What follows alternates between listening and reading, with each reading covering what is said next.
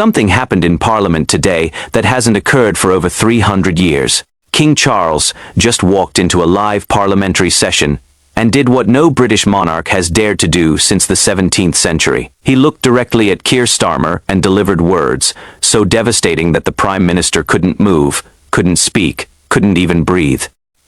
3 cabinet ministers immediately fled the chamber. The pound crashed within minutes, and what Charles revealed has triggered the biggest constitutional crisis Britain has seen since the abdication of 1936. This happened at exactly 2:17 p.m. today, broadcast live to millions who had no idea they were witnessing the moment British politics changed forever. The footage of Starmer's reaction already has 1.8 million views, but the constitutional implications will reshape Britain for generations.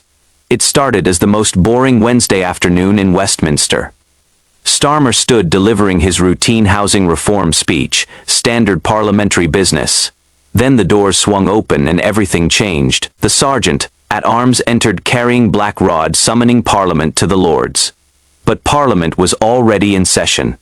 This simply doesn't happen. There is no precedent, no protocol for interrupting live proceedings. Starmer stopped mid-sentence. His hand froze in gesture. Witnesses say you could see the color drain from his cheeks in real time.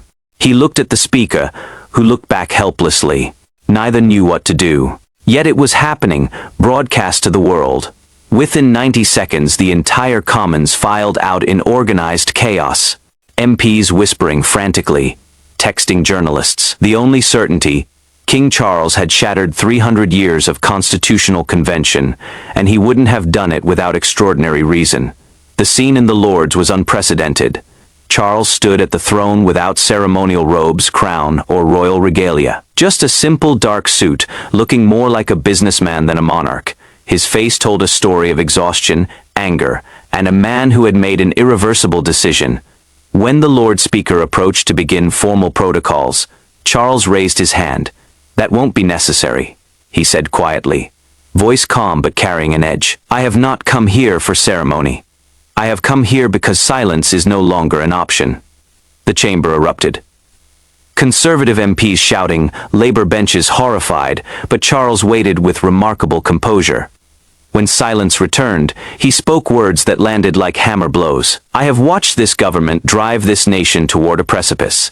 I have stayed silent as protocol demands. I've signed legislation I found troubling. I've smiled at policies I found destructive, because that is what constitutional monarchs do. But there comes a moment when silence becomes complicity. That moment arrived yesterday. I will not be complicit in what comes next." Starmer looked like a man watching his own execution. Aides gestured frantically for him to respond, but the Prime Minister remained motionless. One Labour MP described his expression as someone just told their entire life was a lie. But Charles wasn't finished. What came next made cabinet ministers physically flee.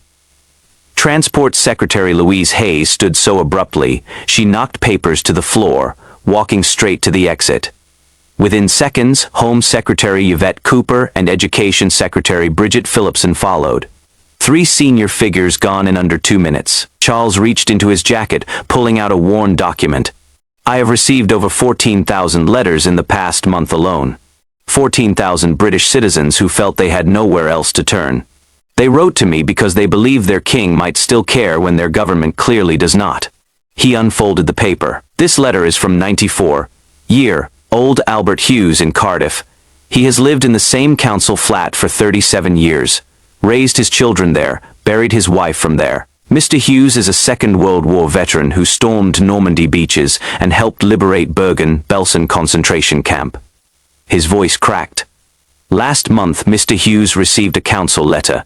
His building is being requisitioned for asylum seekers. He has 6 weeks to leave. 6 weeks. A 94-year-old war hero who saved Europe from fascism has been told to find somewhere else to die." Complete silence. Then Charles looked directly at Starmer. Mr. Hughes wrote asking if this is what he fought for. If the country he nearly died to protect has decided he no longer matters. I had no answer for him, but I know this: a government that treats its heroes with such contempt does not deserve to govern. Conservative MP Andrew Bridgen shouted, "Shame." Labour voices responded weakly, How could they defend evicting a war veteran? Charles wasn't finished. While our veterans sleep rough, this government spent £127 million last year on asylum seeker hotels. That is £348,000 daily, 4-star accommodation for people who arrived last week, while men who bled for this country cannot get council flats or doctor's appointments. The chamber erupted. Social media exploded. Clips of Charles reading Albert Hughes's letter shared millions of times. Number veterans for strangers trending globally within 20 minutes. The polling collapse was immediate. Labor support plummeted from 38 to 24% in 2 hours. Traditional strongholds showed 20-point drops. This was political extinction in real time. Charles pulled out another document, bound in red tape. I hold evidence this government was warned repeatedly, formally. Personally. They knew the constitutional consequences and human cost. They proceeded anyway, believing neither Parliament nor Crown would dare stop them. The documents were devastating, official correspondence between Palace and Downing Street over 3 weeks. Most damning. Charles's personal handwritten note warning, Starmer the Levelling Down Britain Act crossed constitutional red lines. The note requested private meetings, appealed to Starmer's duty.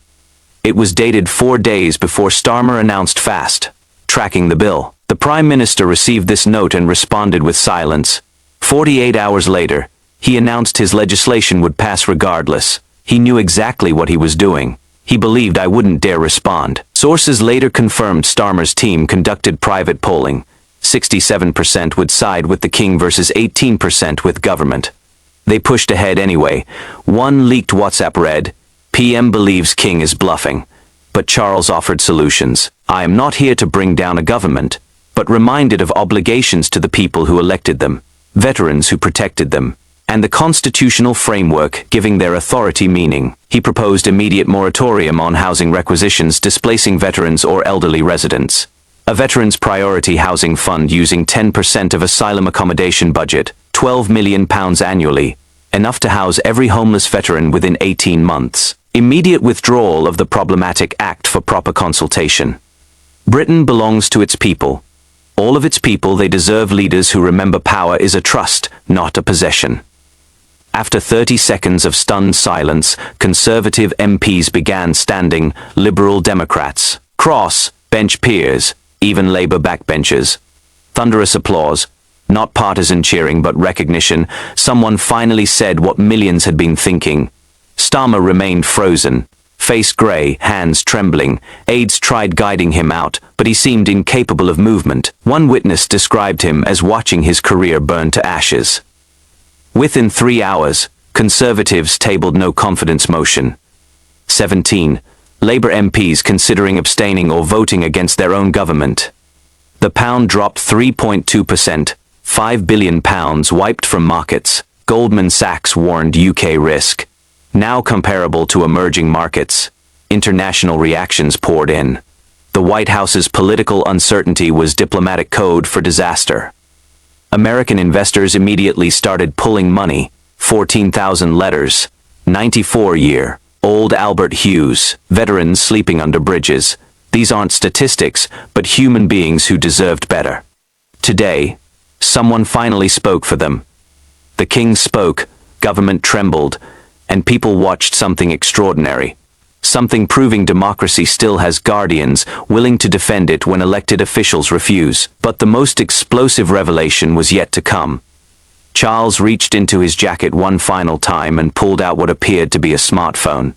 This government believes it operates in secret, he said, his voice carrying across the silent chamber. They believe their private conversations remain private. They are wrong.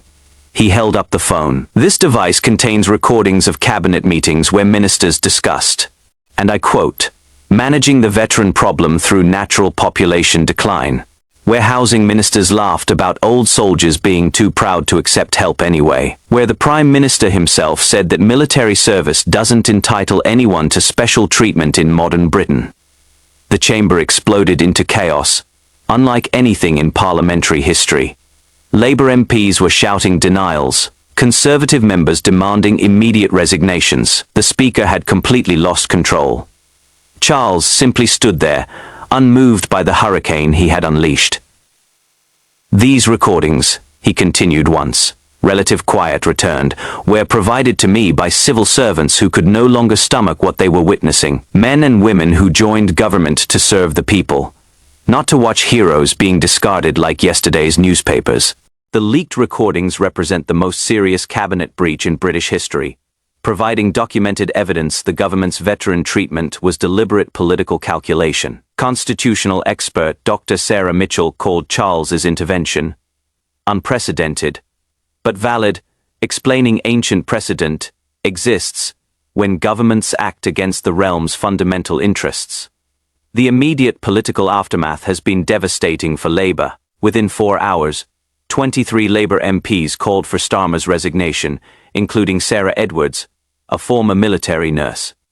I cannot defend a leader who holds our service personnel in contempt, Edwards said in a statement shared 300,000 times. The King has shown more respect for Britain's veterans in 30 minutes than this government has shown in 18 months.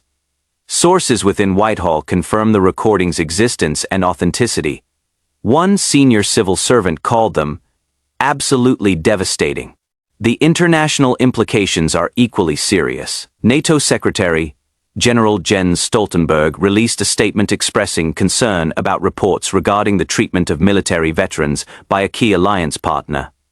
The Pentagon issued a carefully worded message reaffirming America's unwavering support for the brave servicemen and servicewomen of all allied nations. Perhaps most damaging of all, the Australian Prime Minister Anthony Albanese, himself a Labour politician, issued a statement that was seen as a direct rebuke to Starmer. Australia honours its Anzac tradition by ensuring our veterans receive the care and respect they deserve, Albanese said.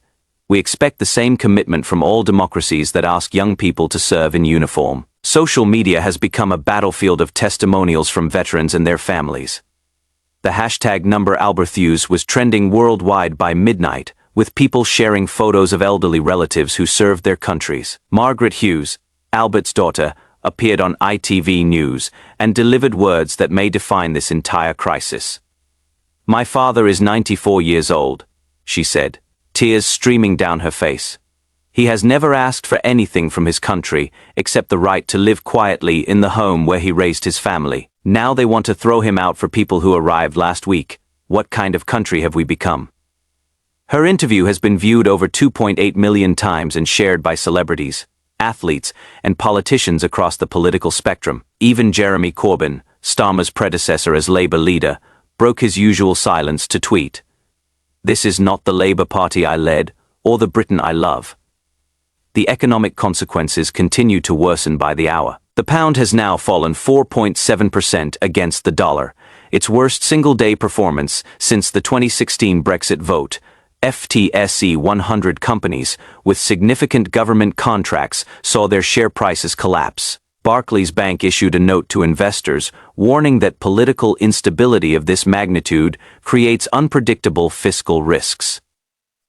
Currency traders call it Black Wednesday Part 2. One Deutsche Bank trader told Reuters, "When the head of state contradicts the head of government, you don't buy that currency, you run." But beyond the immediate political and economic turmoil lies a deeper question about the nature of British democracy itself. Professor Robert Hazel of University College London, Britain's leading constitutional expert, appeared on Channel 4 News with an assessment that should terrify anyone in Downing Street. What we witnessed today, Hazel said slowly, is a constitutional mechanism that exists precisely for moments when elected governments lose sight of their fundamental obligations. The monarchy isn't just ceremonial, it is the final guardian of constitutional order. When a government forgets that it serves the people rather than ruling over them, the Crown has both the right and the duty to intervene. He paused, then delivered words that will be quoted in constitutional law textbooks for generations. Starmer's fundamental mistake was believing that winning an election gave him the right to ignore the moral foundations of British democracy. Today, he learned that some principles are bigger than politics. Inside Downing Street, sources describe a building under siege. Staff members who spoke anonymously to journalists paint a picture of complete institutional breakdown. People are crying at their desks, one aide revealed. Half the communications team has already started looking for new jobs. Nobody knows how to respond to this because nobody has ever seen anything like it. The Prime Minister himself hasn't been seen publicly since the King's speech ended. Sources close to Starmer say he spent 3 hours in emergency meetings with senior advisors, trying to craft a response that might salvage his position. Multiple drafts were written and discarded. By 8 p.m., his official spokesman announced that the Prime Minister would address the nation tomorrow morning. But political observers say it may already be too late. Lord Ashcroft, the Conservative peer and former party treasurer, released polling data showing support for the monarchy at 87% following today's intervention. Support for Starmer's government has collapsed to just 16%, the lowest figure ever recorded for any British government. The British people have made their choice, Ashcroft told Sky News. They support the King, they support our veterans, and they've lost faith in this Prime Minister. The mathematics of democracy are clear. Reform UK leader Nigel Farage, who had been relatively quiet during today's historic events, finally broke his silence at 9:47 p.m. with a statement that political analysts say could reshape British politics. Today, His Majesty spoke for 17 million Brexit voters who have been ignored, for millions of taxpayers who feel betrayed, and for every veteran who has been forgotten. If Parliament won't listen to the people, perhaps the people need different representation. The constitutional crisis shows no sign of resolution. The Archbishop of Canterbury issued a rare political statement calling for prayer and reflection, while constitutional lawyers debate whether Britain is witnessing the most significant royal intervention in government since 1688. As midnight approaches, one thing is absolutely certain: British politics will never be the same. A 94-year Old War hero named Albert Hughes wrote a letter to his king asking if his sacrifice still mattered. Today, he got his answer. And in getting that answer, he may have changed the course of British history forever. Starmer is about to discover some enemies cannot be defeated with parliamentary majorities. Some enemies wear crowns and have very long memories.